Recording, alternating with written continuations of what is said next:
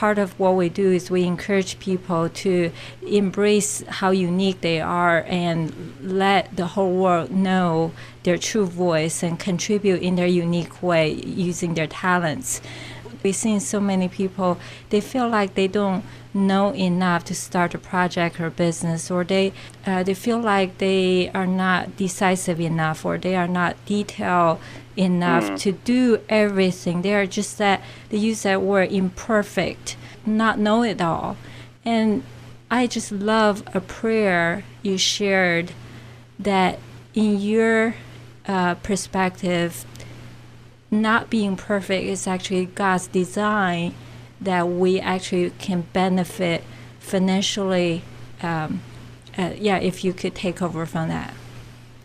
Yes, you're exactly right about that, and the concept is based on the fact that at the end of the book of Genesis, Father Jacob is about to die, and he gets his 12 sons together to give him blessings, and it takes up like a whole chapter, dozens of verses, because he gives a separate blessing to each son. Whereas what you would have thought is, he would have said, hey boys, gather around, God bless you all, goodbye, I'm out of here. I mean, just give one blessing to all of them. I mean, he loves them all equally, but no, he understood the value of specialization.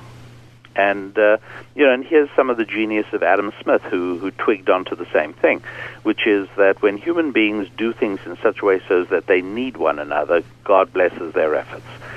Everybody eats more. Everybody produces money with less effort if we each do that which we're best at and let someone else do that which they're best at, and then we trade. And so the blessing you were talking about is where we literally, we thank God for the fact that every human being is imperfect. Every human being is deficient in the sense that we each have things we need that we're incapable of supplying ourselves.